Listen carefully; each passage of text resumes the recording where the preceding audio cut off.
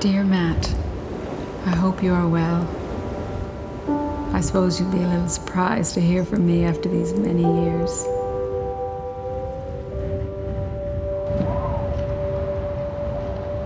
But I want you to know that I've thought of you often.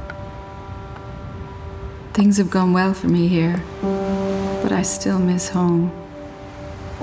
Blooms like a flower in my memory. I wish I hadn't had to go so suddenly when I did, but that's just how it was. Maybe that hurt you. I could never tell how you felt about things. But do you remember the time we stayed up until morning? We talked a lot that night, and you never mentioned any of it again. So I thought it best to be going on my own. And I thought you must have known why.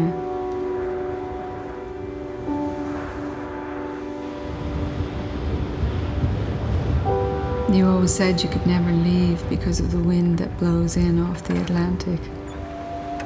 The wind is always against us, you said. Unforgiving, you called it. As if the wind cares who goes anywhere, I said.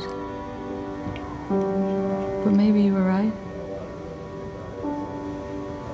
I always supposed you weren't long finding another girl. You were such a handsome man, if I may say so. Only, I met a fella from home lately, and he said he thought you were on your own on the farm. I don't like to think about that.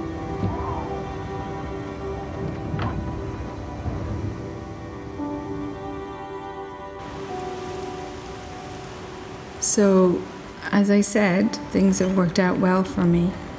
I have my own business. Would you credit it? You see, the wind can blow both ways.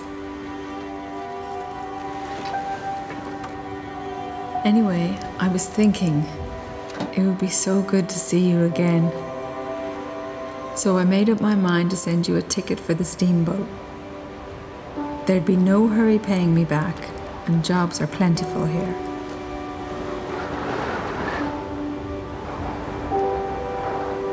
Oh, Matt, all those years might be a long time in the world, but they're a short time in the heart. And God forgive me, but there's a young man here who'd love to meet you. He's so like you. Come to us, Matt. Yours truly, Molly.